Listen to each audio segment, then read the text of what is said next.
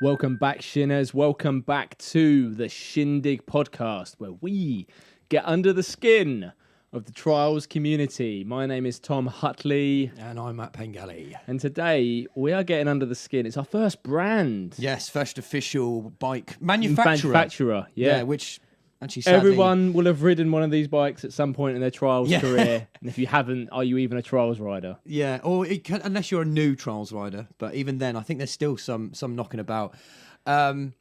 Very special man to join us on that conversation with this brand. I think we've been building up to it enough. Let's hear it for Joe Poyzer from ONZA. Oh. Thanks, guys. How's it going, mate? How are you on this fine day? Really good. Really good. Busy. The sort of current job I do now in the cycle industry is it's gone absolutely mental. Blown up, isn't it? Yeah. It's a sunny day where you are as well. Yeah, I've had to put I'm down in my basement with a window, and I've had to go and put a piece of wood up against it because there's just too much glare on the screen. It's a nightmare. We're getting that now. I can feel sweat on my forehead. That's how hot it is in my room right now. Yeah, we've only just started, but we have to shut the windows for audio. Because otherwise you'll hear we live by a train track and all that malarkey. But yeah, fine day. And where are you in the world right now, Joe? I'm at home. I'm at home in Nottingham. Pretty much have been working from home now since the pandemic started. So down in my basement, which is, it's not the most best place in the world. It's got the laundry behind me and everything, and it's getting a bit tedious. Can't wait to get back to the office. Bit of your man cave, though, isn't it? A bit of an escape. It was a man cave. I got a leak about 18 months ago, and the basement just got flooded. So yeah. No, yeah, it's cool. It's cool to have one when it's done. I've got to get it sorted out. At least you've been staying safe and enjoying your time at home with. Also, you're a dad too. For those who didn't know, aren't you? So I'm sure you've been spending more time with your little one. I've got a little girl now. Yeah, Poppy. She's 3. She was 3 last month. So I've just had to quietly say. When you first had her. Wow. Yeah, that would have been. I think last time I saw most of you guys would have been Radfest in 2017ish. I think maybe 2016. Yeah, it would have been maybe 16, sort of 17. So I mean, of course, we are a trials podcast. We're here to talk about trials and dig out some info from yourself. Yeah. Let's go right to the start of the story, right? ONZA, let's go ONZA, right back to the beginning. There's so much to ask. Lots of people had other questions to think. Tarty Adam brought up a few bits a couple of weeks ago on the podcast. So yeah, we want to hear it straight from the horse's mouth, so to speak. But first of all, I was told that you said to Adam, this is maybe, correct me if I'm wrong, many years ago, I'll never get into the bike industry. Me? Well, that's what he said. Was that true? And then you can tell us the story of how you did. Well, I might have said that. He's not sure. He's like, maybe. Well, how did you get into the whole ONZA thing? Give us, let's take us back to the start, if you can remember, Joe. Right. Well, my memory of ONZA starting. So I'm 35 now, and I think my dad started ONZA about 98, so I was about 13, and I was nothing to do with the bike industry at 13, obviously. And then I got I did an apprenticeship and did electronics till I was about 20, and I literally didn't know one wheel from the other until I was about 20, and then I started working for him, looking after suspension. Him being your dad, sorry, Mike Poyzer. Yes, sorry, he was sort of behind so he I mean, there's just so many different sort of. I've got to be careful because the origins of ONZA just sprang out. Like there's my dad's story of it all, which is much more probably credible and incredible as well. The way that he did everything, because then that's got roots of even older riders would remember things like DDG and the shooters as well that they used to do. They were all basically used to sell tons of them as trial specs as well in the late 90s. So he was behind all that as well, and he started ONZA in 98, and that was basically he was buying Montes from, because he had a bike shop. Sorry, this is what I mean. There's so many different. No, it's fine. This is what we're going to tangent off. It's just a natural discussion. But this is your exposure to it. This is what it is. Just let it come out naturally. Because the other thing is, was he from the word go, he's like, we're going to make trials parts. That's the thing. Is that how it started? Yeah. So it was like, right, let's hit the trials market in the UK and be that leader. So he might not have said that, but. I mean, I could try and make a really romantic story about it, and how, and basically say how, you know, you got Monty, the OP created it, and like absolute legend and leader of the industry, well, of the sport, should I say? Or my family, which basically had a bike shop for quite a decent sized bike shop in Nottingham for about. It's gone now, but probably I think they opened that in the early 70s. With my uncle and my dad started a shop. And then my dad in the early 90s started importing a lot from the Far East himself, or maybe even late 80s. He used to do a lot of the race BMX parts and stuff. And so we already had sort of one finger in the pie in Asia, sort of getting bits and bobs in. And he started his own brand, DDG, and that was for the shop. And that was dirt jump bikes and trial specs as well, back in the early days when basically it was just a 40-inch frame, and now it's a trials bike with hydraulic brakes on it, and there you go, you know, stubby wide bars, and you had a trial spec all of a sudden. When you look at what we've got now, they were just modifications of a mountain bike, weren't they? And then because of trials bubbling along in the sort of mid 90s to late 90s, he then started getting requests for mods, and that would have been Monty's. So he sort of ranged about maybe 5 models in the shop. And we're talking about a shop that would have hundreds of bikes, maybe nearly 1,000 sort of bikes in the shop. But front display would be Monty's, and then a few DDG shooters behind us. He had 20, said he had stock. The most unique, you know, people are going to see that and go, what is that? Yeah, of course. Exactly. And he just got a name for it. And then he was getting them off the Malcolm Rathnall, the importer, back in the late 90s. But one thing that he basically, and it's just my dad, he saw it and he just decided that Monty's were too expensive, and there wasn't enough money in it for him. So that's how generally how it works. You're going to start something yourself. You're like, I can do this better, or my own way. Am I paying all this money? Yeah. I just do it myself. Cool.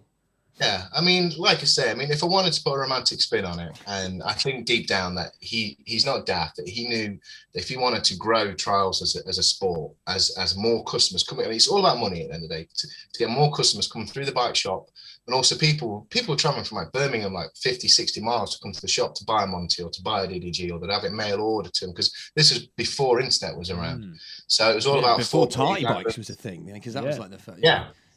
This is well before that. So 4 or 5 page spreads in every UK would have been where you got all your advertising. And so what he decided was that the Monty's were great. They had all the sort of marketing behind it, inverted brackets, again before the internet and everything.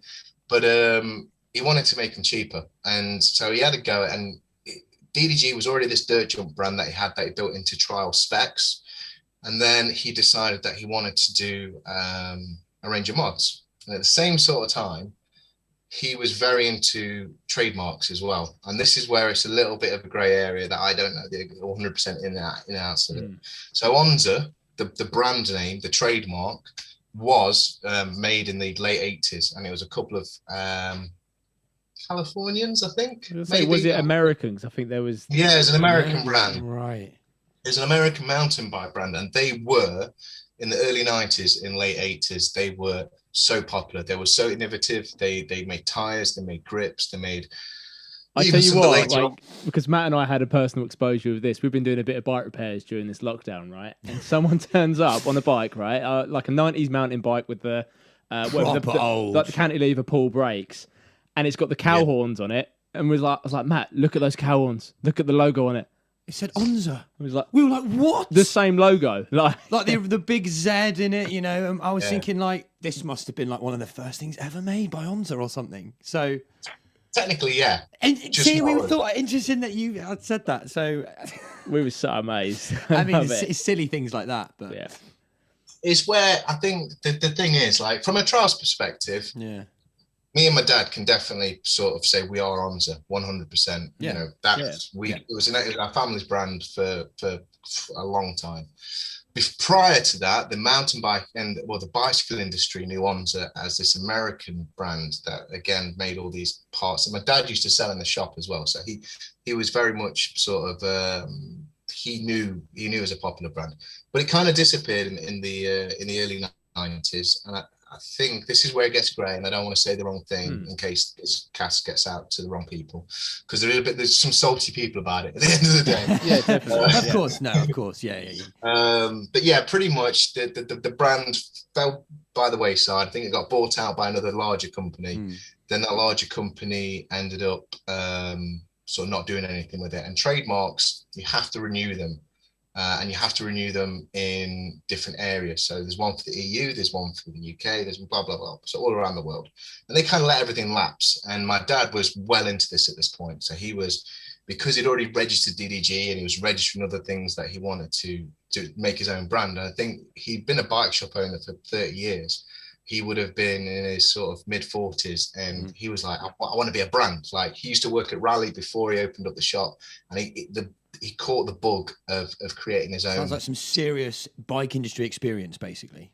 Oh yeah. Right. He used to work in the R&D department at Raleigh, so he was wow, doing all the tests. That makes some sense. Yeah, Nottingham. Yeah.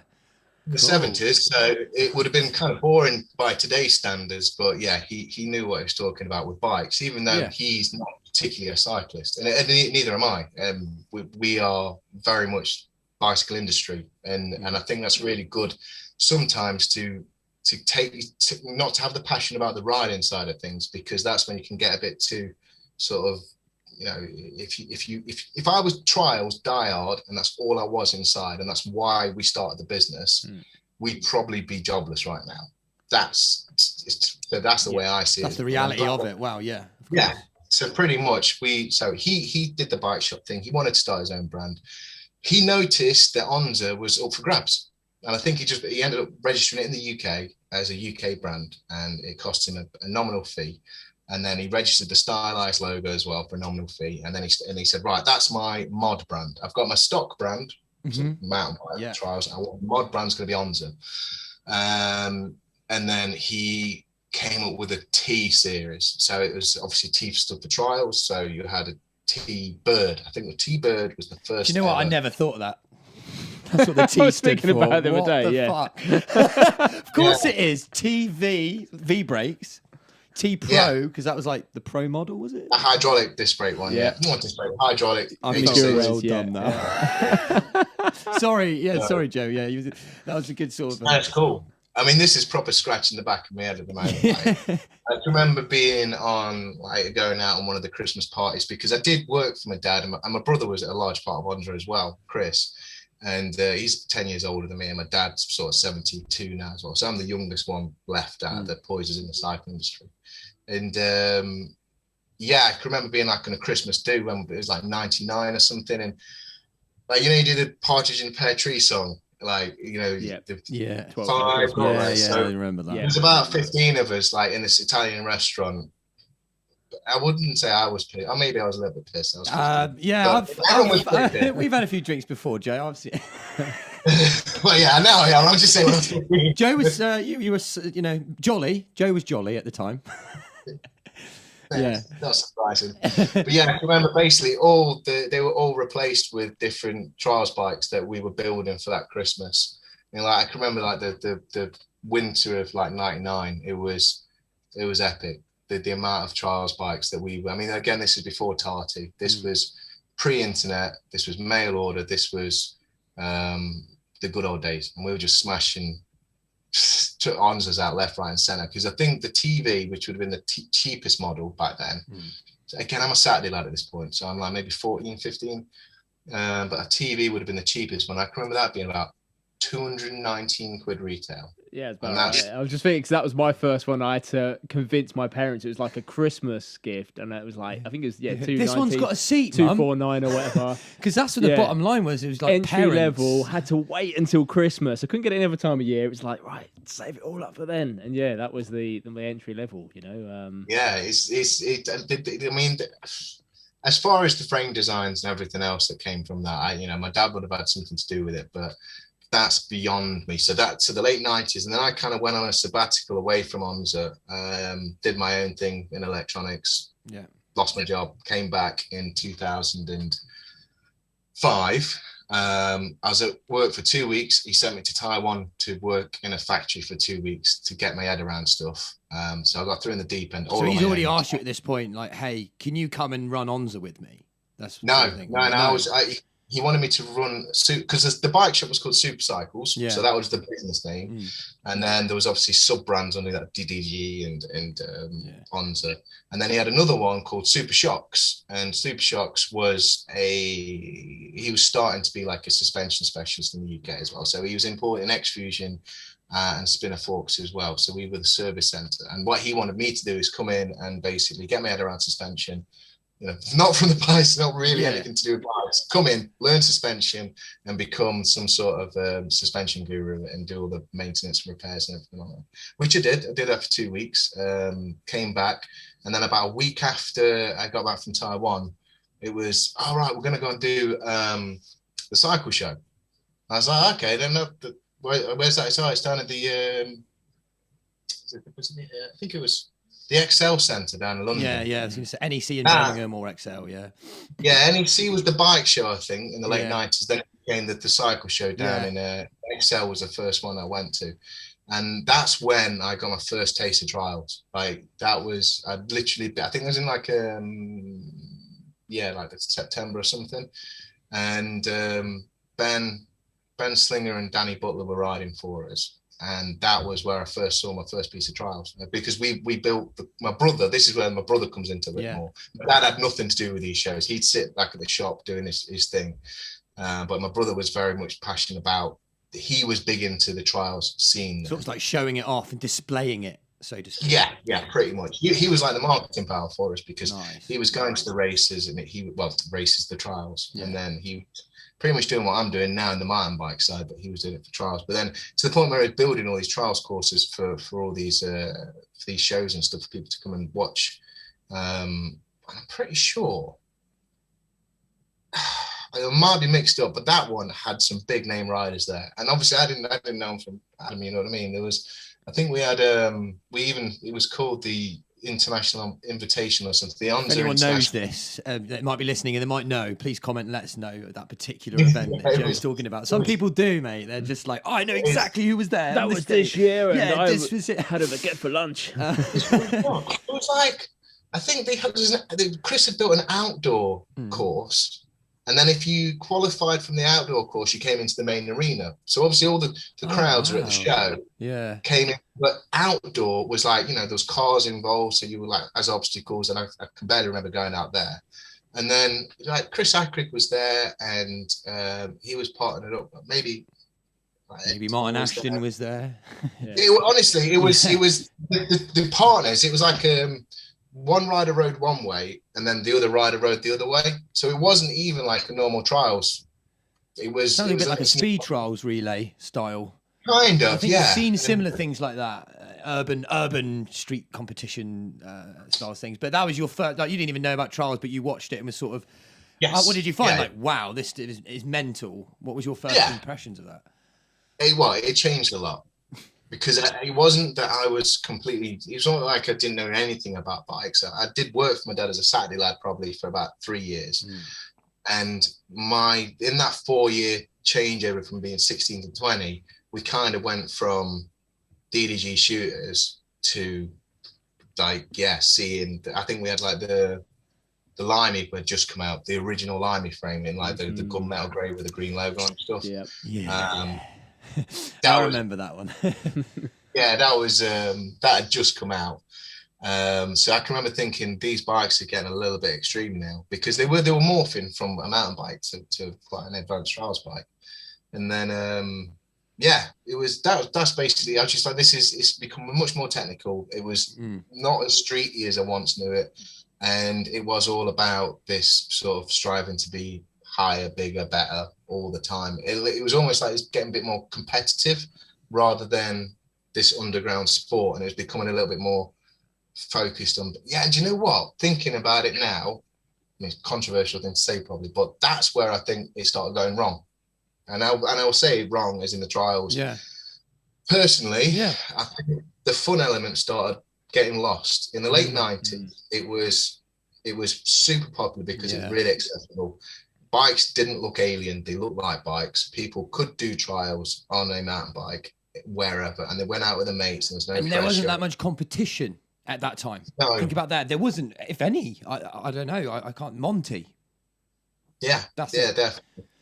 That was the change point. And when I went in 2005 to that cycle show, I can remember thinking, wow, this is getting a lot more like people were in tight fitting clothes and the whole skate element.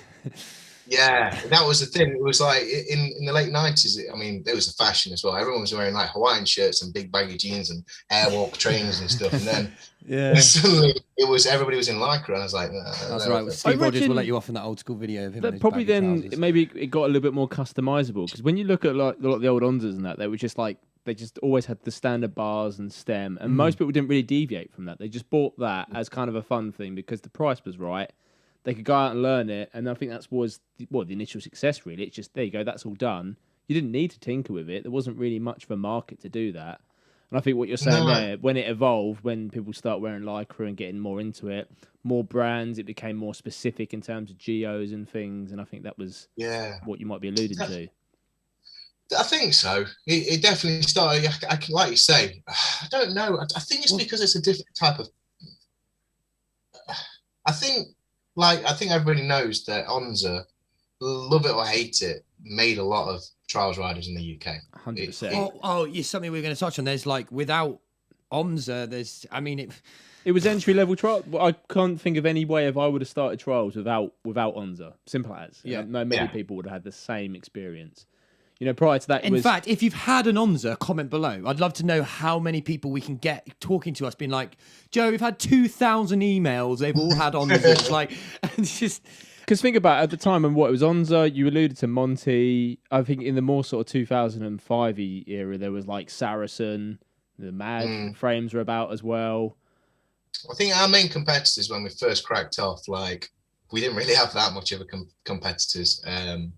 FaZe came out with their 26-inch stuff. Base as well. They were doing a lot of stock 26-inch stuff. Base.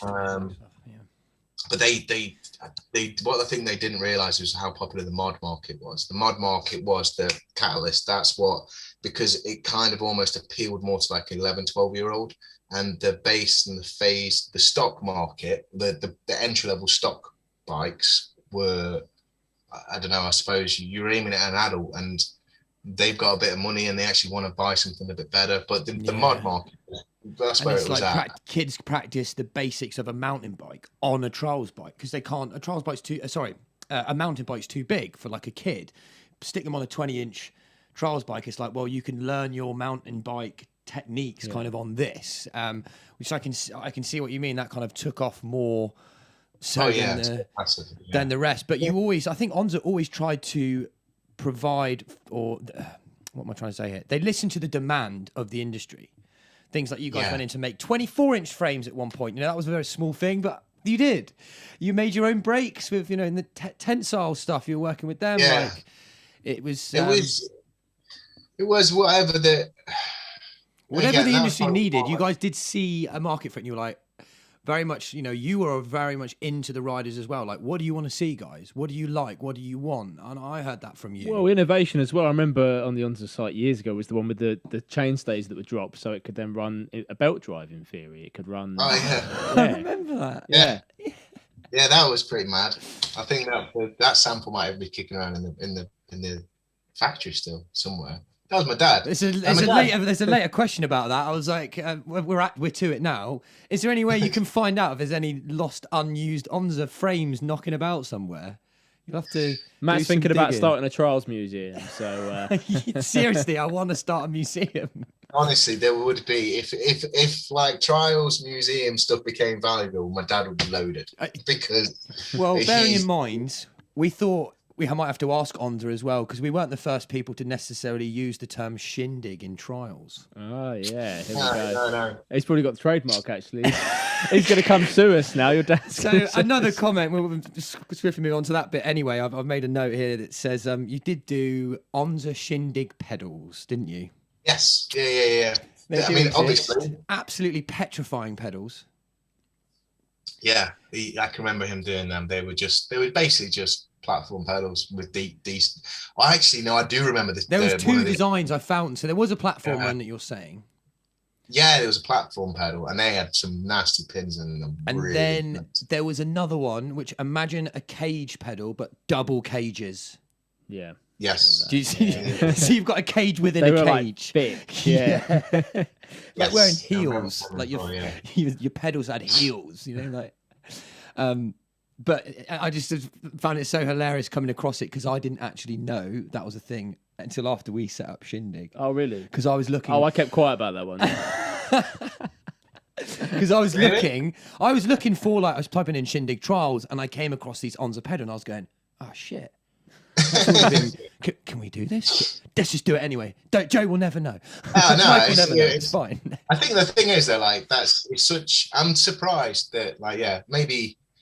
Yeah, I've got to give it to my dad on that one. He came up with some terrible names on a lot of stuff, but that one makes a lot of sense. It's like everything one had to be like a bit of a double-edged, double meaning on everything. Shindig, like your party, you get a Shindig, and it's a pedal. Like literally, that was probably one of the ones that I'd give it to him. Like you can't really name him better than that. He's just saying that because of our name. We didn't pay him. I told. But it had everything, that brand. I mean, it had the character, the hog. The ONZA hog that was cut out. Hog rim. I saw one of those yesterday. Untouched, brand new rim at Charles Addict. So there are still ONZA bits knocking about that are new. Yeah. We've still got a lot back at More Large. Yeah, we've still got a lot. But see, what are they doing with that then? I mean, surely because I know ONZA isn't necessarily a thing anymore. We'll get onto that a bit later on. But is it just sat there? Pretty much, yeah. I'm gonna have to have a chat with you then, Joe. But don't they want to get rid of it, for just a cheap, get some parts? No, it's Oh, do you mean the parts itself? Well, I mean, ONZA parts, if they're still knocking about, we'd be like, yeah. They're cheap as well. Yeah. There we go. I'm sure because I was trying to think.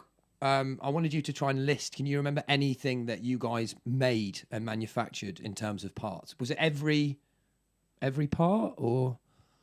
Pretty much, yeah. I mean, the thing is, though, what my dad did a lot of was a lot of rebadging. So it'd be factory stuff. Yeah. That would be suitable for trials because it'd be the right price. So there would be not an awful lot of, not everything. I'd say probably 90% of the components would be off the shelf, and that wasn't because it was taking the easy way out, and we didn't want to.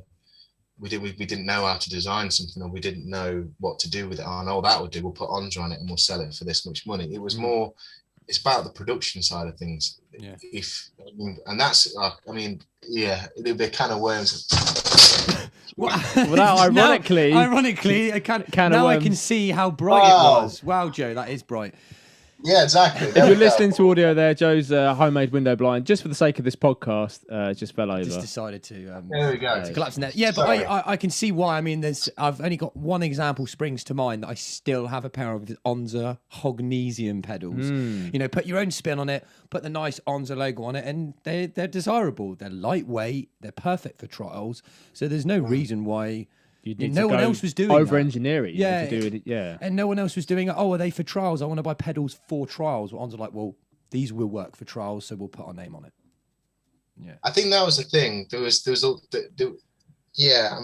to say that before. I think it was the raging that came over. It made me knock over the thing. But, we used to be avid followers of Trials Forum back in the day. Why? Joe's got loads of stuff on forum. Why didn't we do? Sorry, Joe. I've just realised we should have done some digging on you there. We usually get some dirt, but yes, forum was the world. We can't get dirt on this man. He started most of us off on trials, so. Forum was everything back then. Really, it was. Yeah, exactly. And I think it was so difficult because I think it was hard because there was a lot of tripe written about ONZA on there, and I think it was there's a lot of maximalists out there about what brands they were into, and I think it was frustrating that a lot of people would probably start their riding career off on ONZA because that's all they could afford, and then As soon as they kind of, well, right, I want to go and get a Echo, or I want to go and get a Zara or whatever, and I want to go and build it myself, which is brilliant, great. But then to start sort of having a go or having a dig at the lower end stuff was quite frustrating, because there was the whole industry side of it that a lot of riders didn't understand, that you can't be innovative, make something yourself, but only buy 50 of them and sell them competitively and give margin for a shop to sell them, and you make some money yourself. It's just impossible. So that's what I was saying about what the industry now called brand slapping, is when you're going, oh, this VP bottom bracket, you can put ONZA on it, and bang, there you go. And it's like, it's ONZA bottom bracket, and it's not, it's a VP bottom bracket with ONZA on it. Like the Hognesian pedal was just a Well-Go. I can't remember the numbers after it. It's still Well-Go magnesium. They still make them now. You can still buy them, Exactly. So there was an awful lot of that we did. But I think ONZA was almost kind of like a seal of approval that it was for trials. Yeah, that's what I mean. Yeah, it was. If you weren't sure, it's like, is that suitable for trials with ONZA? It was kind of giving their approved badge, as so to speak. Pretty much. Because I think one of the I mean, this is fast forwarding sort of 10 years, but one of the biggest things that absolutely one of the final straws for ONZA was that I went and designed the taco pedal, which is still on ONZA's website now. Taco pedal. I don't know about this one. Yeah. It was. We didn't really do much with it. We didn't have a team. We didn't really launch it properly or anything. I mean, Tati had it on their site for a bit, but what we did was we completely CAD drew a brand new cage pedal. It was based off a single cage pedal, and I'll get to the point of what I'm saying here. So it was just single cage pedal. We lowered the exit side of the pins by about 2 mil, so you could exit out the pedals that way. We put 2 grub screws in the actual axle as well, so you got center grip as well. And I think there's a couple of other little bits. Oh, that was it. We made sure the axles were machined to be Well-Go compatible, so you could put the Well-Go titanium axles. Always loved that with ONZA. Their stuff was generally compatible with most stuff. That's what I mean. I mean, that was literally CAD drew, CNC machined, made it. So I was like, it was great, because that was when More Large first took the brand on, and I got some license to go and be a bit more creative. And I went ahead and did that. And I think I've got those pedals downstairs. I didn't even know that's what they were called. But they cost us something like more, like to land it. Yeah, they're the ones. Yeah. Just for viewers to see if you're on the YouTube. Yeah. So it's nice. I think I have nice titanium gold axles with them. That's what it was. Yeah, that's probably why. Sorry, Joe. Carrying on. That's right. They cost like, I think landed. They cost us like 32 quid, and we had to buy something like 500 of each color as well, because I think we had to buy 1,000 to start the project with the pedal factory, and then you look at it and you go, right, okay, and it's cost us 32 quid. So I think we then had to, I think we were selling them for like 65 quid retail. That's what we'll we'll make hardly anything off it, because then we're selling it to somebody like Tati, who would then sell it on. We're making nothing out of it, and then they just didn't sell. And I was like, well, what's the point? VP pedals that have been around since 95, we were selling, 1,000 of them probably a year, and in the different colors, and we just put ONZA on that, bang, out the door. And it just kind of real sort of bell rung. I was like, there's just no point. It's quite disheartening, really, that when you feel like you've put more effort into that product, you yourself want it to do better. Well, when features that definitely work for trials riders, it's and people always were after innovation. Shorter stems, different, more grip and stuff like that. It should work. Why? Yeah. And you were saying about like the whole entry level people going into the whole getting an ONZA as their first bike, but that's part. I think that was part of the idea that I think no one else could provide for someone at that level. There weren't anyone doing that, and it meant that you produced all the best trials riders in the country. Jack Carthy, he was an ONZA rider. Yeah, he's now the best rider in the world. Well, I wouldn't say we had much to do with Jack's development, well, but he did ride. You supported him. I'm sure you gave him a bike. I'm sure you sent him something. To me, that is support. Yeah. Whether he paid for it, it doesn't matter if you're sponsored or not. You're Someone's That's providing been you a part of his service. journey as well, you know. So it's attributed to where he is now, you know. So I meant, no, you just touched base on that being like, oh, it was hard because it was like the entry level stuff and everything was more expensive and people sort of moved on, but there was no one else. Yeah, doing that. that's where I came into the business and I kind of took the reins off Dad a little bit more with the development side, probably in about 2008-ish, I think, maybe 2007. 7 is when I started riding, same as you. I think 7 or 8 is when I started. I think we had we made that something called the Pro Series. So what I tried to do was, because ONZA had such a basic brand name attached to it, and everybody sort of knew ONZA as an entry level brand, we made ONZA Pro Series, and Pro Series was obviously where we took a little bit more time and effort, and it was a bit more expensive, and it did attract some new riders.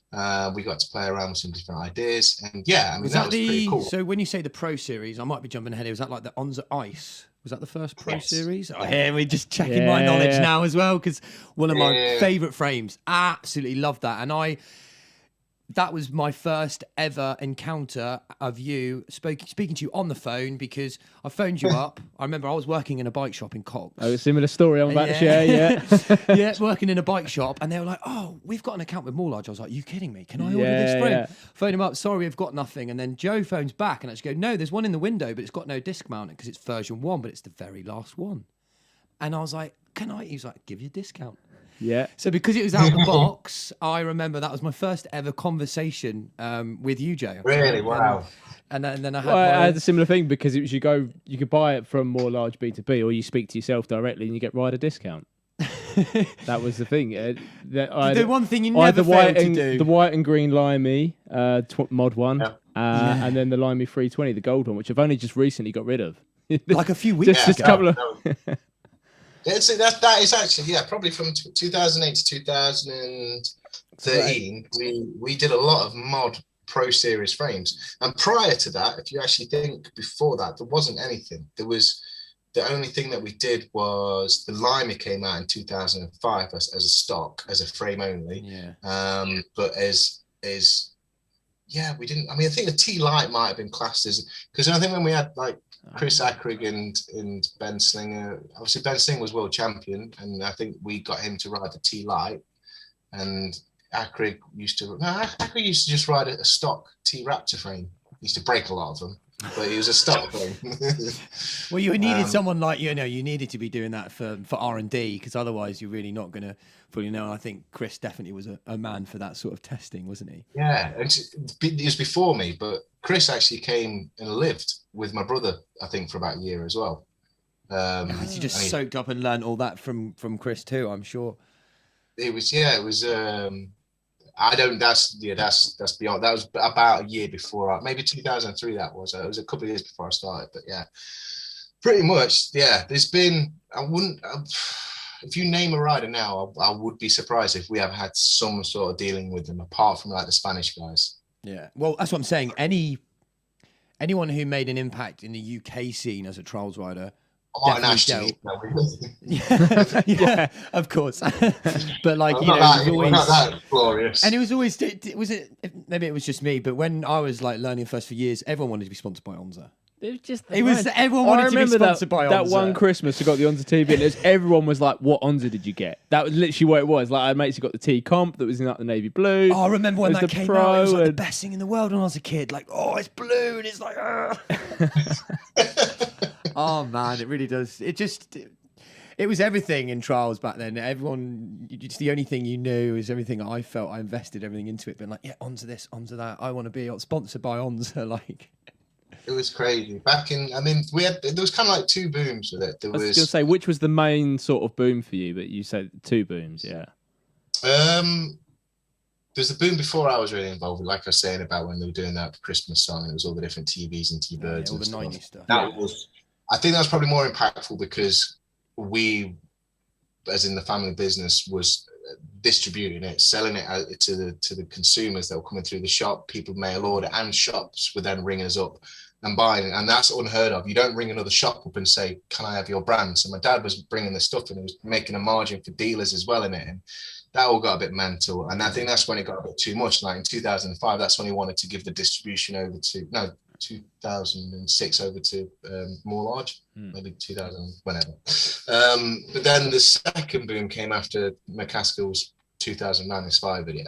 That was decent. It was just trials again, like into the limelight. Yeah. Sort of Martin Ashton was sort of top of the game then. No one knew who Danny Mac was. In 2009, that video had come out, which it was already out for like 3 or 4 months, I think, and then it just suddenly blew up. I think he released that video in maybe September, November time of 2009, and then by that Christmas, I can remember like there's a shop up in the Highlands, which is pretty cool for trials. A lot of Highland shops, like sort of Inverness way. I can remember like I was in the sales office at More Large, and one of the sales ladies took a phone call. She's like, yeah. So okay, that's 17 blue rips and 12 red rips. Okay. You were like, what?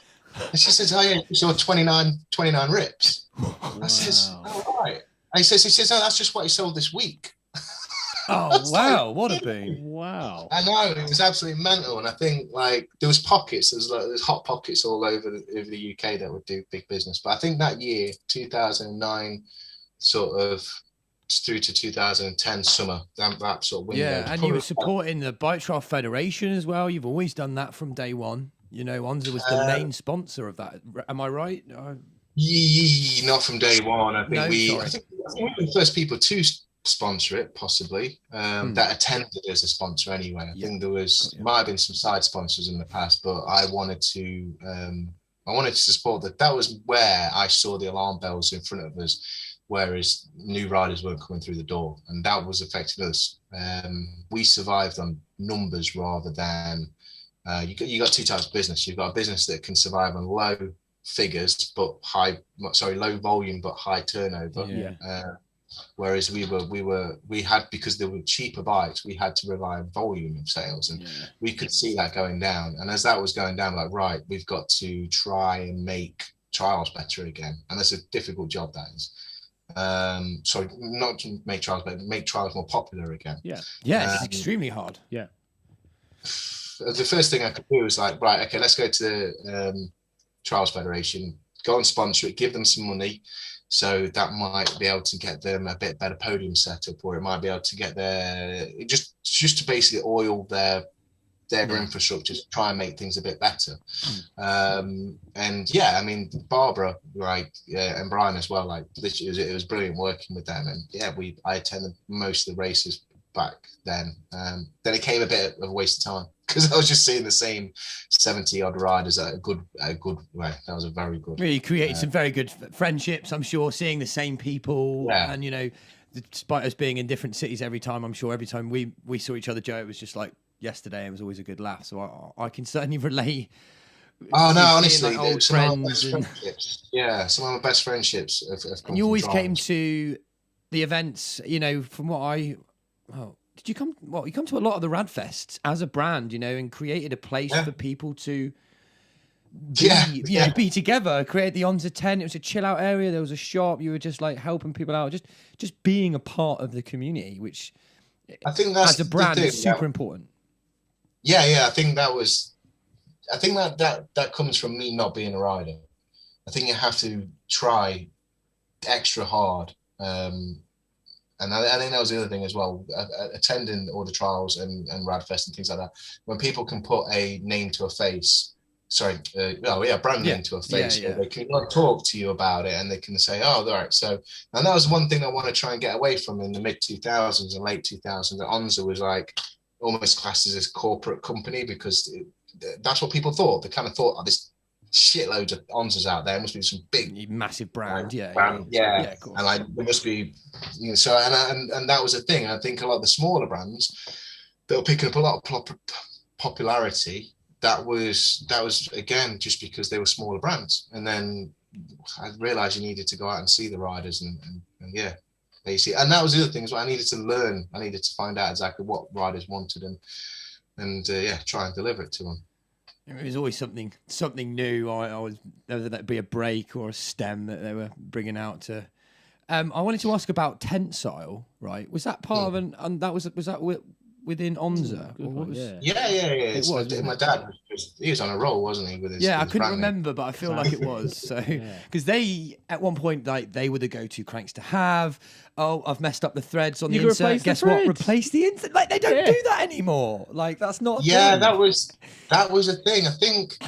Sorry, yeah. You That's see what my he's dad. like? Yeah, I do remember. Like that was a Yeah, because I I'm did it dad with a twice. thing around the head now, because Tensile was Pro Series.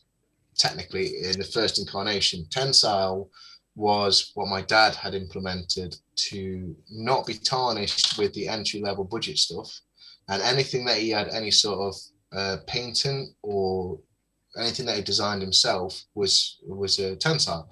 And there's only so many things that you can design yourself and not have something off the shelf. Cranks, because CNC billets, it's just that he could design that, and he did that. They were super strong. They're very narrow Q factor, so we used to struggle with them catching the back ends on frames as the back ends were wider. Yeah. But they were super strong. Well, yeah, because they were just so. As soon as you increase the offset of some cranks and trials, I think, or you hook it out, that's when they start snapping, because your pressure points coming from. Yeah, they brought them in tighter. That's why mine almost like millimeters from my calipers. Yeah, exactly. The smaller the Q factor you can get on your cranks, it generally means that around the knuckle of the bolt is a lot stronger. And my dad was all behind all that. And again, like replacing the pedal inserts, and I can remember little things like on the Pro Series frames, he wanted to put a steel cap around the head tube, because he was used like flaring head tubes always used to be an issue in the early days. So he started putting steel caps around that, and then you just see riders knocking them off because it's say 50 grams somehow. Well, let them do it rather than you. You know, you put it to that stage, and I mean, ONZA brought out quite a few bikes. I couldn't name them all, but I did want to ask: was there a favourite trials bike that you had, Joe, that you really liked? Visually, I loved the Limey one. It's not called the Limey, it's just the Limey. Yeah, the original 26-inch one, the gunmetal grey and the green and the Union Jack flag on it. And I mean, the Union Jack flag is a bit corny and stuff, but I mean, that was the whole idea of it being a Limey. It was because you had Cox being French and Monty being Spanish, and like the Limey was meant to be. ONZA's like, yo, we're UK. That was great. Yeah, exactly. That's what I loved about it. Yeah. And that I loved that. It was pretty modern, actually. If you get a picture of the Limey one up now, I don't think it looks like it's 17 years old. It's sort of 16 years old. Ahead of its time. He's probably right. I'm gonna have to find a picture of that that one. I remember, like Joe said, and getting it, thinking, "Whoa, that is an awesome frame! Like this whole, one unit piece." Thinking it was so ahead of the game.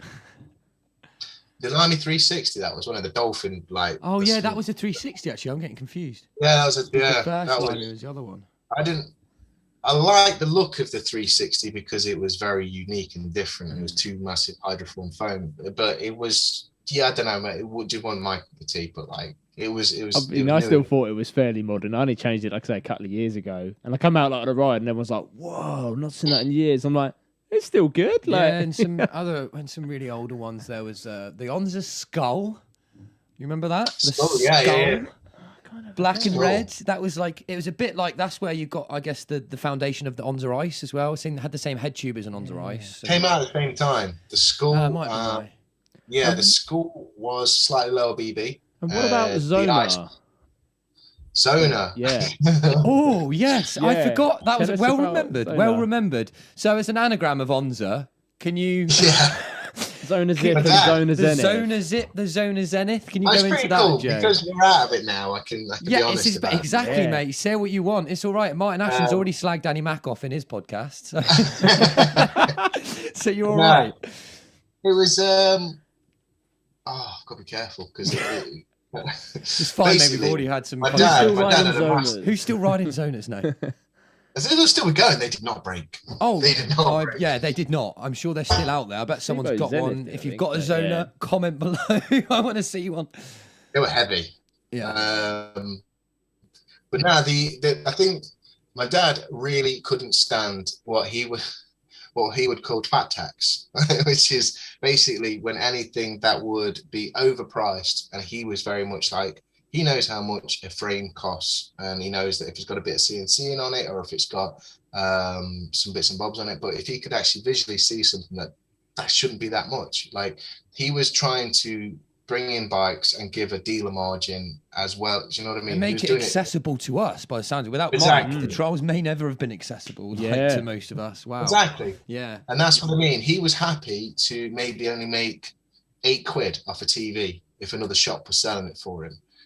Instead, I mean, you get a lot of people that try and sort of close the market off. And I think that's another thing that happened on trials as well. If you close the market off and you try to be greedy, and what you do is you end up going, right, I could charge 400 quid for this, and this is only costing me 80 quid, but I only have to sell.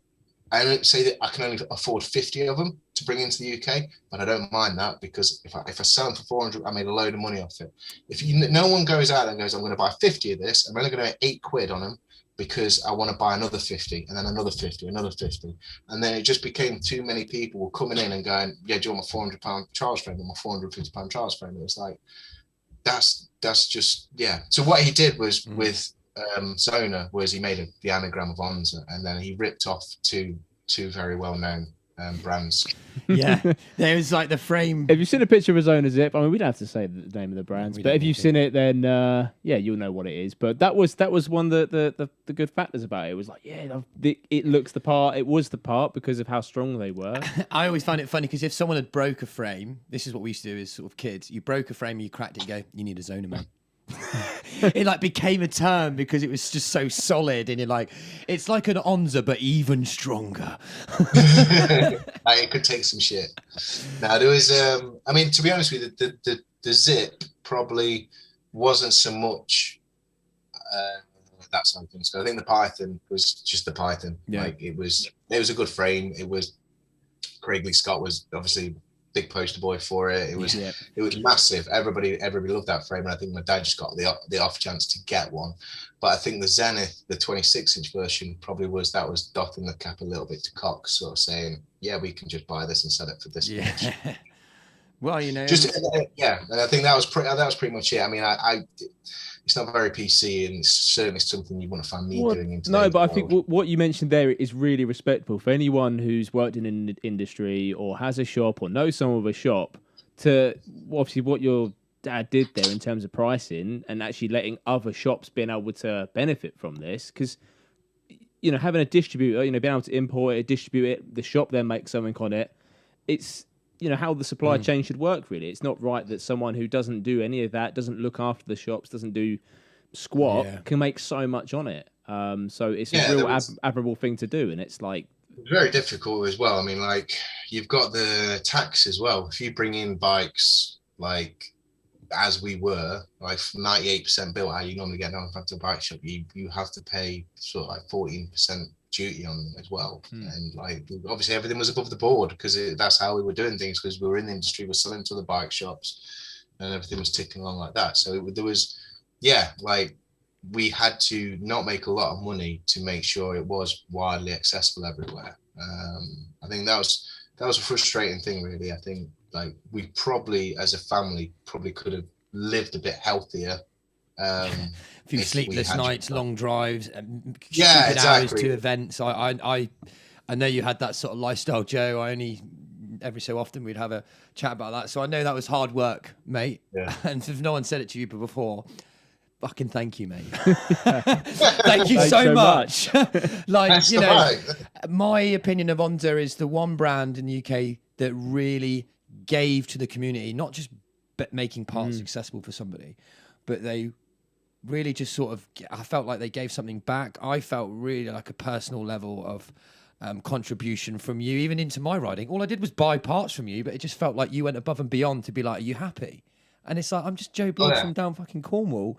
So I like to think that I hope everyone had the same sort of experience I did. I think the thing is, I think a lot of trials riders didn't realise how small that bubble is. Like, I can remember, and I only say that because you say, oh, you're only Joe Bloggs from down in Cornwall, where I was like, well, trust me, I know there's probably a batch of you down there. And then I know there's a batch probably down in Kent. And I know there's a batch down in Southampton. And like, You knew what you were doing, Joe. Grooming us, groom one of them, and he'll tell his friends to buy it all, and the next one. We've got Cornwall ticked off there. Yeah. Paynes will do all that work for us. Devon's done with Seddon and Burton. That'll be it. That'll be cool. I mean, there you go. Actually, Joe Seddon and Andre Burton again. They were the ONZA the guys, huge faces of ONZA, and probably the silhouette that was used for every trials picture in the world was drawn on an ONZA. Yeah. Remember that? Yeah. Great. It was. We used the team in inverted brackets. Like that was. They were chief R&D. Like we would. Yeah. Everything was made for them. And that was. I know you had a lot of personal experience with your riders. You know, I know some riders who barely even meet their sponsors or supporters, but like you, I'm dropping Joe Seddon in it now. Joe, you're coming on the show soon, I hope. He I know was a big part for you guys because you had a very good, tight relationship. He'd be testing stuff. You'd be like, Joe, I've got this. Go and ride it now. Tell me what it is. And he had a really good opinion on parts and experience. So I think he was definitely an important part in the R&D side of things, right? Yeah, definitely. Yeah. You used to have to rein him in a little bit because it always used to be about, it's got to be this light. It's like, but more holes. Oh, yeah, exactly. Joe, can I just... be lighter, more titanium. Yeah, can I drill holes in this hub here? He always used to do things like that, and I remember when he got that. His bikes were bloody light, but at the same time, he's a very smooth rider. So it's like, he could do that. But Joe came and lived with us for... Well, not me, but he came up and lived in Nottingham for he came and worked at the shop because that was, I remember sort of when you guys sent me the Genesis time. I want to say 2013, 14, maybe. Yeah, it was about that. It was near the end. Near the end. I remember him move, because he'd moved and left us because that was back when I was in the Southwest and I lived up in Rock and Roll Bikes. That's what it was called. That was Rock and Roll. We rebranded Supercycles and called it Rock and Roll because, again, we just felt as though Supercycles was... It's funny, retrospect, you look at things and you think that was such a daft move. Supercycles, we wanted to go more dynamic about being online, and I think it was the birth of online in the early 2000s, and it was a case of like, we need to rebrand Supercycles because Supercycles is too known as like a normal bicycle shop, and we're going to be selling mountain bike, BMX and trial bits. Yeah, other disciplines. So you wanted to just we were like, we want to be targeted for that. So it's like rock with with trials and roll with BMX, and like literally, if you could not run a business of trials, well, Tarty can, but like there's not many people can run that much off. There's only so many buyers in that market. And, I mean, I don't think there's a trials shop that you could go brick in and the mortar, actual physical presence you can visit as a the most successful customer. Trials distributors of parts now are based online. Their overheads would be a lot lower, their probably expenses are a lot lower, so that's hence why they sort of that's the problem. Again, it's probably a bit controversial, but that's the problem with trials at the moment. It's just being funneled, and like who is in the best interest to grow this sport? Like everybody's happy with what they're doing right now. Everybody's happy with the money that they're making. And it got to the point where the last trials bikes that we bought at More Large, we bought them in 2018. And there's a minimum order quantity when you're buying a bike from a factory, which is just like quadrupled over the past year. You need to buy thousands of bikes to even work with a factory because they won't even talk to you now. Wow. It was about 250, I think, per model. So I think we brought out the Tyke, I think, and a Mini Master. So we did like a Sting and a Tyke, one a little bit shorter wheelbase. Again, to start bikes, like 330 quid, I think, retail. And it took us over 12 months to sell one batch. And so the market just sort of diluted a lot then. And that was what, 2018? 2018, and that is you cannot run a business on buying a year's worth of stock. A proper business should turn stock at least 4 times a year. So that would mean we would have to be selling now, and to make trials even possible, we'd have to sell probably 800 to 1,000 bikes a year to go. And it just stopped. And I remember talking to Stan at Tarty about it. And he was just like, I don't know, mate. It's just the lower end. We're selling bikes, but the lower end stuff's just not selling now. We're selling more like your 600 quid model, and I was like, I don't know what else I can do. The market just dried up. I think now it seems very common that people spending around the 350, 400 mark are going the second-hand route now. That's what I'm feeling. If they're going to get new, they go, I will get new eventually, I'll get that. But that's the only kind of maybe the change that I'd sort of noticed. So people that didn't know, sadly, at that point, was it 2018 that you more largely the ones that kind of took you away from ONZA to put you somewhere else? You can tell a better story. Sorry. So when did that happen? Like, so I mean, 2013, which was the UK distributor for ONZA. So my dad was letting obviously give them. They used to buy them from the Far East, store them. I'm just saying it a bit more layman's term for anybody that's not from the industry. So they would buy them direct from the factory, and then pay my dad a commission because it'd be ONZA. Then they'd sell them and do what they want with them. I then was doing a bit of 50-50 working for ONZA and working for More Large, like running things for them. Yeah. They ended up sort of taking me on full time. So I used to do a bit of ONZA one day a week, and then I used to be a sales rep for most of the time. And then I slowly started filtering more and more into sales rather than just looking after ONZA. But it got to the point by 2013 that I think More Large were just to the point where, hang on a second, we feel as though Joe is doing majority of the work here, and we're still having to pay Mike a royalty for the brand. So they purchased the brand name off him in 2013. Okay, got you. Yes, I see. That's when they actually owned it themselves. Yeah. I was there full time, so obviously I'm chained up to More Large, and then they would obviously they owned the brand, they could do what they want with it then, and because I wanted to make it clear. As far as I know, it was out of your hands, wasn't it? Yeah, it was pretty much. Yeah. My dad wanted to. He was happy to sell the brand. I think he got to the point where it wasn't really worth it anymore. And then More Large bought it. We carried on doing trials for a couple of years. Then we brought out in 2015, we branched out into mountain bike, and that was where we made steel hardtail mountain bikes, which was kind of doffing the cap to the early 90s, which is what the mountain bike trend was for ONZA. So everybody knew sort of back to its roots a little bit. Back to its roots, exactly. Well, still doing trials, and we kind of split the website up so you could have trials or you could have mountain bikes. It was real difficult, and then I think we I mean, to be honest with you, everybody loved the mountain bikes. Everybody test rode them, thought they were amazing.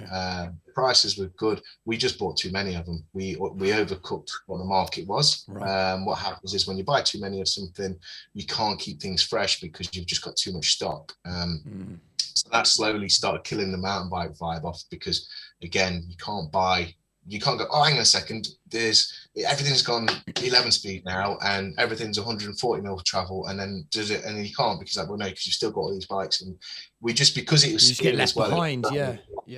Exactly. Sorry, I'm going a bit off trials. That's part of it. It's where it's going. That's where ONZA is a little bit sort of. That's where we're going to with it. I know that sadly it came away from trials. Just everyone knows it was out of Joe's hands. So I'm sure if we had it our way, it might be still going. I know you did pretty much most of the ONZA stuff. I can remember fighting for that last batch of trials bikes in 2018. I can remember knocking on the MD's door and saying, well, if we don't make these, somebody else will make them, and you can either have a year's worth of stock and make some money off them, or we just say bye-bye to trials and just get rid of, it's still 300 bikes, and it kind of they signed it off. And then I think it took more than 12 months to sell them. So it was kind of so I got a bit of a slap wrist for that. And then, so the brand is still there. I mean, it's weird because everybody kind of thinks that a brand is this organism that sort of is living and breathing all the time and stuff. It's not. It is literally just a trademark, and it's whoever wants to pick that up and start doing something with it. And More Large as a company now, they've got an awful lot of things going well for them, and they've got a lot of their own brands that they look after. And I think ONZA is one of those where we've parked it for the time being, because it takes a lot out of you running a brand, and it's probably underestimated exactly how much effort it takes from a team of individuals rather tal just one individual. I think that was kind of what was misconstrued. I think when the brand first got purchased was like, Joe can run ONZA, but then after a few years it's like we need Joe to do this as well, and then it's like, well, 1 second. Like most brands have got a marketing team, a purchasing team, a R&D team, and I'm going to do this in the spare time. And you were like, I do everything for ONZA. I'm taking the stock. I'm doing R&D. I'm doing the sponsorships. I'm doing the events. It's like... Yeah, that's where I think also where the difference between trials and mountain bike comes in. Trials is possible because it is a much smaller sport. Because mountain biking is a colossal change.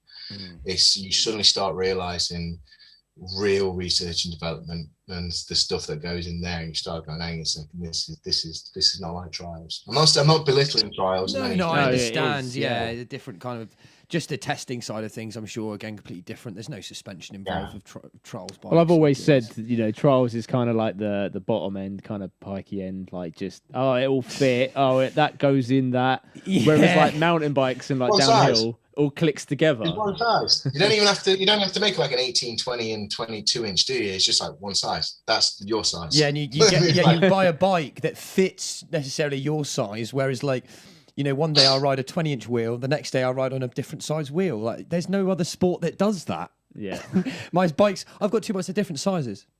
Like that's not a thing. Only in trials, I would say.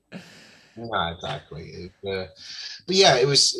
So yeah, it's sad. I can remember like driving back from Radfest. I think last time I saw you guys, and I'd been kind of separated from trials probably for about 2 years, and then I went down to Radfest, and I can't remember what we were doing down. You had a blast and ate some dodgy food that James may have cooked it in the middle of the night. Oh, that bacon was terrible. He still remembers it. Yeah. Yeah, honestly, I got a picture somewhere. It's disgusting. The bacon was just swimming in fat. I do. That's one thing I remember that night. Just James trying to cook bacon at midnight and trying to feed it to Joe and being like, "What is that? It looks like roadkill, but it was just bacon."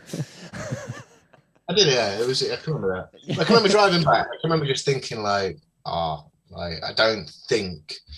Deep down, I can remember because I think it was a lower attendance figure as well for Radfest as well, and I can remember seeing the same faces that I saw probably a couple of years prior to that. And I can remember just like driving back thinking, I can't see anything changing. Or growth, you mean, or something new? Yeah, exactly. And I thought like there's like you, James, Joe, Prattley. Literally, there's so many riders that became they're like friends. And I used to get them a lot and. And I can remember thinking to myself, well, I'm not really going to see them anymore. It was quite sad. Yeah, I can remember just thinking, this is my only connection with these people is through the brand, and if the brand's not going to be able to carry down this, then it's you'd be a fool. But, it's true. I mean, the one thing now, if you like you say, you've been away from the trial scene, perhaps we can indulge you in. I've got to say, the last 12 months, mate, is booming again, isn't it? It's got like a bit of a boom, yeah. Whether it's from a business sense, whether it's the correct boom or... Yeah. But it's definitely got a buzz. That's probably the better word. Okay, let me I'll reword that. There's a buzz going on because there's at least 5 or 6 people, even from my hometown, who are getting new bikes again. They're reaching out, and people who haven't ridden for 15 years. There was a guy who went to the workshop, trials at it yesterday. He's like, I haven't ridden a bike for 25 years. He recognised, I've been listening to the Shin podcast. It's made me want to get a bike again. So brilliant. There's a. But I think it was largely when everyone was locked down in 2020. I think a lot of people looked in their shed and went, right, what can I do in the back garden? Oh look, there's a trials bike there. Like, I haven't ridden for a while. It's, if anything, the best garden lockdown bike sport. If you're a real true cyclist and you didn't attempt to do trials on your normal bike in your garden, what the hell were you doing? Like, there's literally. I can remember the people that we used to sell bikes to, or at least have inquiries from the downhill side. I can remember one day for a mini master for his dad, and then I can remember like Rob Warner ringing up and buying for some reason like 40 Pros for some reason, and then I can remember Richard Athlin asking about one, and like it's literally, I think trials isn't dead, it's just not I don't know. Like, there's so many riders out there that still they all like just jumping on a trials bike, but I just don't know what it is. Where it's just not. It's not getting mainstream coverage anymore, which is probably maybe from yourself ONZA brand perspective. Like, if you had, you've probably said to us that it's not going to happen. Obviously, ONZA's tied up in more and large, so that's not necessarily going to come back. But in an ideal world, if you had a magic wand, what would the whole trials industry kind of need to do? What would make it right, to make, bring back ONZA, or what should other brands and companies do? Do you know what? It's to get trials pumping again from an industry point of view would be there's waves. To be in the Olympics. No. They all said that about Race BMX, and that's still just the same. That's still the same sort of entrance. I mean, it's still big, still a lot more than trials is, but that's not exploded since that went to the Olympics. Right. People see it, just don't go out and buy one. I think the thing with Race BMX as well is like you buy Race BMX and you go to a track, you go and get a you go and get a racing license, and that is you can almost do a microscope the whole sort of community because they're all racers. Whereas trials riders can go and compete and you can track it like that, or you can just go and ride with your mates. Right? Not that many people go and ride a Race BMX just all the time. For the buzz, anyway, for the fun of it. Yeah. There's more of an ends to a means when you race. You're like, I'm here to win. Yeah, exactly. I mean, but they do. You still get popular clubs and people still go and ride there, but they usually will have another bike as well. But the floating of fads is, I'm not saying trials as a fad, because obviously it's supported my family for quite a long time, but the waves of popularity of different things is quite fascinating, because I'm starting to get to an age now where I remember back and I know what's popular. In 2010, More Large we did Haro and Premium BMX, and pretty much for 5 years, I mean, BMX was massive in 2010. It was like literally you could sell it to anybody. We did, I think, 20,000 Haros that year in 2010, and I think in 2000. We did 2,000 trials bikes, and the following year I think we did 18,000 BMX, and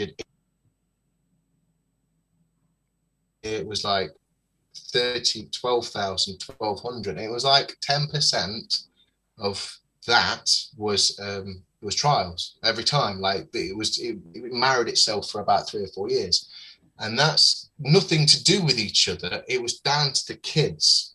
So kids were coming out of school, and then you had a proportion of kids wanting to go and ride a bike. Yeah. And now they all want to ride a Carrera. Yeah. That's all they want to ride. That's so true. Yeah, Stormzy brings out a video with them riding a Carrera, and all of a sudden they are like they've gone up in the world. Like, oh, you got a Carrera, mate? Do a wheelie. But all this stuff is cyclical, so that's just going to end at some point. It's like skateboarding. That will have various waves, and that comes in and out. And the problem is if ONZA's not there. The problem is if ONZA's not there, there's going to be nothing there to pick that wave up. Yeah, that's my fear. That's the sad thing. Yeah, because I always tell people now. I'm like looking for. If you find an ONZA, tell me. Let me know. What frame is it? Is it? Nah, it's okay. I've had that. So it'll get to this point where I like to believe that one day maybe its value will increase. They'll be like, it's like rock and roll shit that over there. Probably. We get a lot. I still get a lot of inquiries on. I mean. Literally, I get all the ONZA.com emails come through to me. Some, you know what to do. Some of the questions. ONZA.com. Well, those pedals are still. So if I bought, that's still up live and up and running. Can I order those? Because that's it says £20 for them pedals. It says retail 65. They're now £20. Surely you're losing money. Yeah, get rid.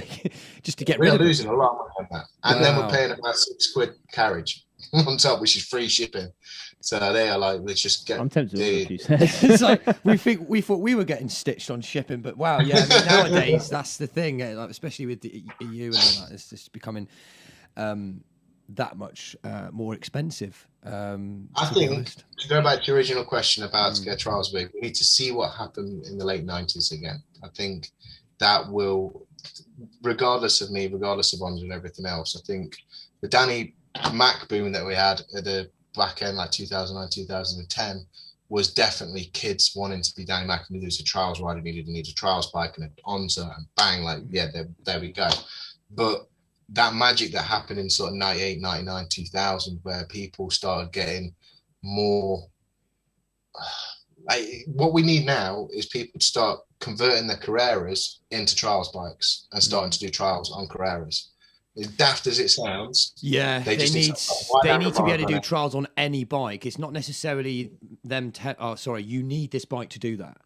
It's like that's why I think now we're seeing trials riders ride their mountain bikes like a trials bike. Carthy on a full sus.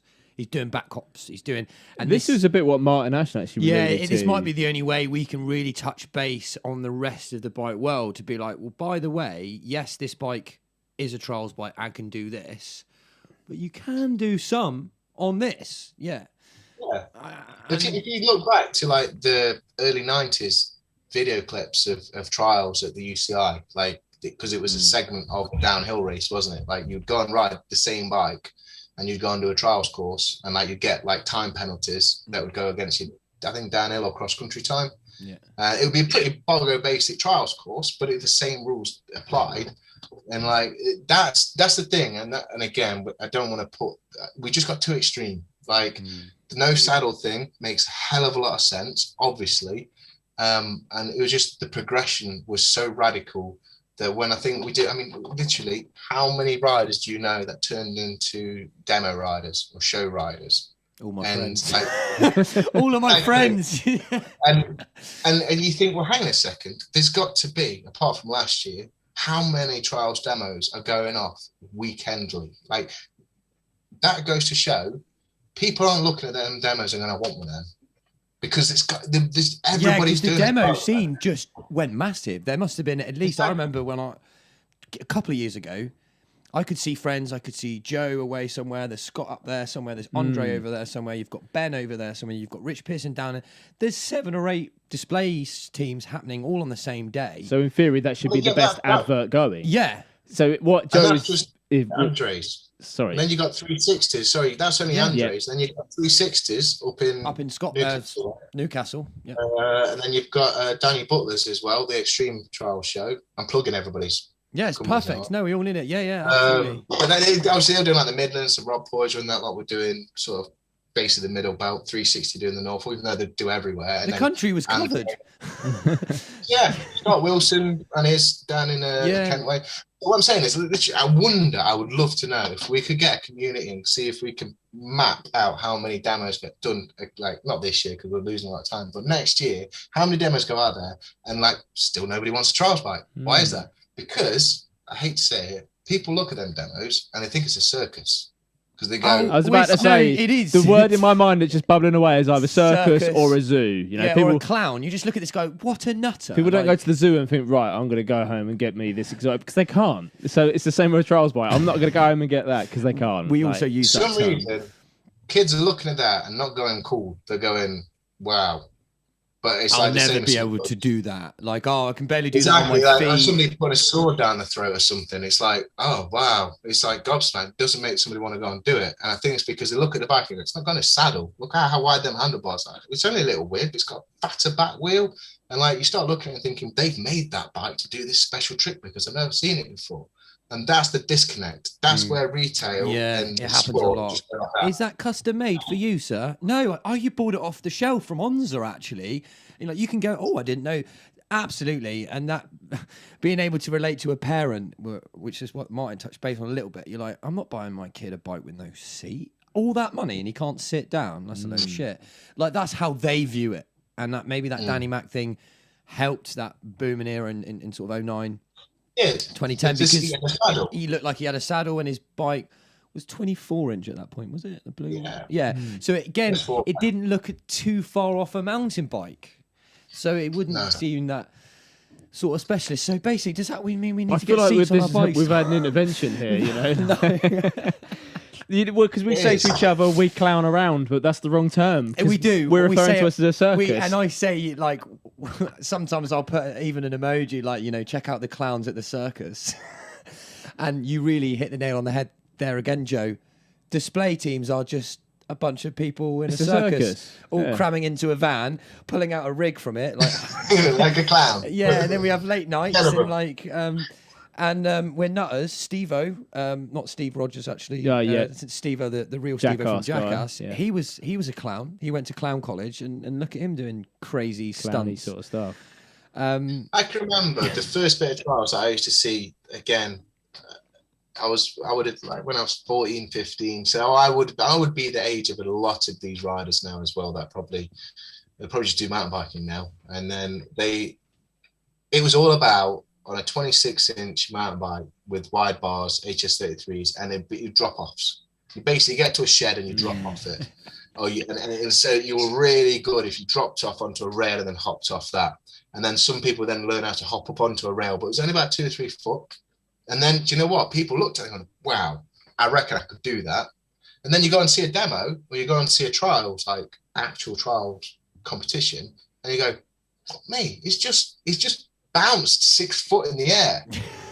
Yeah. Like, how's he done that? And then they just immediately go, I can't do that. He's on a specialist bike. I bet that, and then it doesn't help because then I feel the weight of my bike. Like, oh, why, that weighs nothing. How much is that? $2,000. Oh well, it's just All right, then. Yeah. And I think the only way you're going to get trials back is if we go back to the beginning. We go back to we need somebody like. But then again, you got Danny doing it now. You got Danny on his Santa Cruz. I mean, literally, how cool. He's cool as F, Blair. Like he's on a wicked, like you can't get much cooler than him, and he's still not bringing people into trials. It's mountain biking. People are still going to mountain biking, and it's about getting that. Carrera needs to bring out a trials bike. Yeah, that's it, isn't it? Or like, yeah, just as soon as Well, you two could do it. You two could do it. What's Go I'm and get a Carrera Vantage, put some HS33s on it, put some wide bars on it. And then there you go, just some sticky tires, and just do some drop-offs and start doing some videos. Yeah, can you do trials on a Carrera? Yeah. We might have to come up with a video idea there. Joe's given a lot of insight. This is why I was quite glad to Yeah. have Joe on, because it's seeing it from the business perspective of it. You know, not many people have it from that side rather than And he's like the first person who isn't a trials rider. yeah. No, I mean, I'm calling you that, Joe. You're not. No. It's the first I had a person go on at the it. show that you actually on, or even remotely, like even Tati Adam, he's a trials rider, really. And Yeah. that was touch base on that. So yeah, I think we've done. For us to have a non-trials rider talking about trials, mate, you've nailed it. Yeah. No, there is a lot of notes to take from this that I think we will, press on with really. That's what I was also saying right at the beginning of this. Like, I think it's important to not always have a passion for the sport that you sell, because if you do, you'll never diversify with the business. And that's why I always wonder whether we can truly go into business with it in that sense, because we create everything for us, for riders, and I think it's hard for any business to start in any industry. But from experience and from what I've heard, it sounds like the trials industry is incredibly hard. I might be wrong, but it does seem that way. There's like dominating partners as time's gone on. Like it used to be ONZA sort of dominating. Now I would say Kruger's are sort of dominating a little bit. You look at all the different things that pop up all over the place. Have you seen wheelie bikes? Yes, that is a popular thing now. We've even had a customer. Collective was a brand that's a London guy, I think. Mental. They're under Mafia. You see them, and they've got like the grime image, and then they've got the type of like they've got specialists. They're like, tapping into a wheelie- culture almost. Yeah, it's a culture. Like wow, and that is. It's nothing that like the bikes themselves aren't that amazing. It's just doing wheelies. Yep. As Carrera got to where it's got to. So, no, man, I think it's been a really amazing insight into a bit of ONZA. I really hope that some of the listeners here have learned something. And again, if you've had an ONZA, let us know. We want to hear what you had. What was your favorite bike or not your worst bike? But I don't know anyone who said ONZA was the worst bike ever. Joe, who do you think we should get on this podcast? Who, in your experience within the trials world? Who do you want to hear from? It could be anyone. It could be anyone. I've got my theory who you might say, but go on. No. You're not sure. Well, You've the got to come up with world's- somebody the now. world Anyone in the needs to world hear of from. biking, then, if not, but preferably trials. Trials. I would love to. To be honest with you, I don't know who have you got in the who's in the in between been posted and not been. Right, Oh, you it doesn't haven't matter. Well, I seen- understand. Well, if you Obviously- say someone that we've already done, we can let you know. Yeah. So It's I'd obviously- love to hear. I'd love to hear some names from way back, like Afrig and Eddie Tong and Martin Hall. Martin Hawes, yeah. Yeah.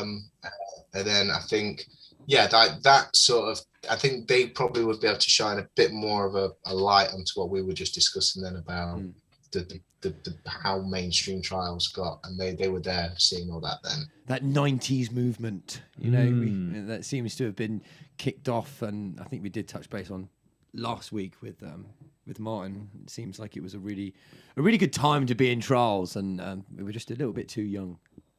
Yeah, even me. I was a little bit too young as well. It was before me, but no, definitely. Wicked. Well, I think we've sort of rounded this Yeah, up quite man, neatly. it's been Is there one last message you want to give our listeners, Joe? to the trials world. Any of the guys that haven't heard from you for a while. Like you said, the last time most of us really interacted might have been Radfest 2017 or 16. Well, I mean, literally all you guys, you know who you are.